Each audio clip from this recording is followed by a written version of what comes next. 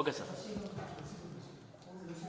ನಿನ್ನೆ ಫೆಬ್ರವರಿ 2 ಬೆಳಗಾವಿ ಜಿಲ್ಲೆಯಲ್ಲಿ ಫೆಬ್ರವರಿ 2ನೇ ತಾರೀಕು ಒಂದು ಸೌದತ್ತಿ ಪೊಲೀಸ್ ಸ್ಟೇಷನ್ ವ್ಯಾಪ್ತಿಯಲ್ಲಿ ಇರುವ ಹುಲಿಗಟ್ಟಿ ಕ್ರಾಸ್ ವಿಲೇಜ್ ಅಲ್ಲಿರುವ ಕ್ರಾಸ್ ಹತ್ರ ಒಂದು ಮರ್ಡರ್ ಕೇಸ್ ಒಂದು ರಿಪೋರ್ಟ್ ಆಗಿದೆ. ಈ ಮರ್ಡರ್ ಕೇಸಲ್ಲಿ ವಿಕ್ಟಿಮ್ ಆಗಿರೋರು, ಜೀವಹಾನಿಯಾಗಿರೋರು ಬಸವರಾಜ್ ಪರಪ್ಪ, ಇವರಿಗೊಂದು 49 ವರ್ಷ.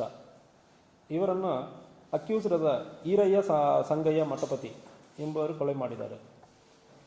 ಈ ಈರಯ್ಯ ಸಂಗಯ್ಯ ಮಠಪತಿ ಅವರ ತಾಯಿಗೂ ಮತ್ತು ಇವರಿಗೂ ಸ್ವಲ್ಪ ಅಕ್ರಮ ಸಂಬಂಧ ಇರುವುದು ಕಂಡುಬಂದಿದೆ. ಬಸವರಾಜಕ್ಕೂ ಈರಯ್ಯ ಸಂಗಯ್ಯ ಅವರ ತಾಯಿಗೂ ಸುಮಾರು 15 ವರ್ಷಕ್ಕೆ ಹಿಂದೆ ಇವರು ಊರಿನಿಂದ ಕರ್ಕೊಂಡೋಗಿ ಸ್ವಲ್ಪ ಮಹಾರಾಷ್ಟ್ರದಲ್ಲಿ ಇರುವ ಸಂದರ್ಭದಲ್ಲಿ ಅವರ ತಾಯಿಯನ್ನು ಮತ್ತೆ ಬಿಟ್ಟು ಕಳಿಸಿದ್ದಾರೆ.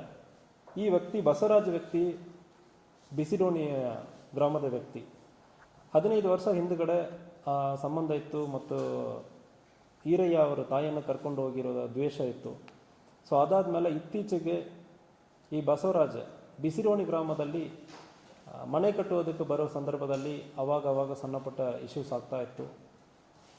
ಮತ್ತು ಇವರು ಬಂದು ಇಂತಾಗ ಊರಲ್ಲಿ ಓಡಾಡ್ಕೊಂಡಿರೋ ಸಂದರ್ಭದಲ್ಲಿ ನಮಗೆ ಮರ್ಯಾದೆ ಕಮ್ಮಿ ಆಗ್ತದೆ ಅಂದರೆ ಹೇಳ್ಕೊಂಡು ಜಗಳ ತೆಗೆದಿರ್ತಾರೆ ಇದಕ್ಕೆ ಹಿಂದೆ.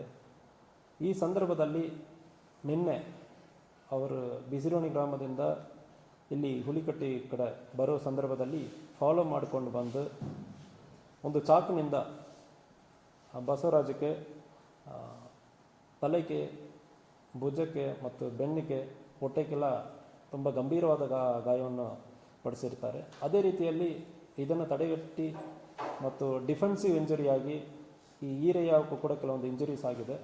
ಸೊ ಅದರಿಂದ ಈರಯ್ಯನು ಕೂಡ ಹಾಸ್ಪಿಟಲಲ್ಲಿ ಅಡ್ಮಿಟ್ ಆಗಿದ್ದಾನೆ. ಸೊ ಒನ್ಸ್ ಹಾಸ್ಪಿಟಲಿಂದ ಡಿಸ್ಚಾರ್ಜ್ ಆದಮೇಲೆ ತಕ್ಷಣ ಅದು ನಾವು ಪೊಲೀಸ್ ಕಸ್ಟಡಿಗೆ ತೊಗೊಳ್ತೀವಿ.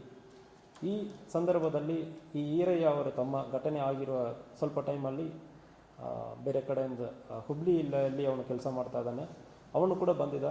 ಸೊ ಇದು ಘಟನೆಯಲ್ಲಿ ಅವನ ಪಾತ್ರ ಇದೆ ಎಂಬುದರ ಬಗ್ಗೆ ವಿಚಾರಣೆ ನಡೀತಾ ಇದೆ. ಈ ಘಟನೆಯಲ್ಲಿ ಆ ಸ್ಥಳದಲ್ಲಿ ನೋಡಿರೋರು ಐ ವಿಟ್ನೆಸ್ಸಲ್ಲಿ ವಿಚಾರಣೆ ಮಾಡುವ ಸಂದರ್ಭದಲ್ಲಿ ಇವರಿಬ್ಬರ ಮಧ್ಯದಲ್ಲಿ ಹೊಡೆದಾಟ ಆಗಿರೋದು ಮತ್ತು ಚಾಕಿನಿಂದ ಹೊಡೆದಿರೋದು ಕಂಡುಬಂದಿದೆ. ಇವರನ್ನು ಸೆಕ್ಯೂರ್ ಮಾಡಿ ನಮ್ಮ ಕಸ್ಟಡಿಯಲ್ಲಿ ಇದ್ದಾರೆ. ಸ್ವಲ್ಪ ಹಾಸ್ಪಿಟಲಿಂದ ಡಿಸ್ಚಾರ್ಜ್ ಮಾಡಿ ಆದಮೇಲೆ ಇವರನ್ನು ನಾವು ಅರೆಸ್ಟ್ ಮಾಡಿದ್ದೀವಿ.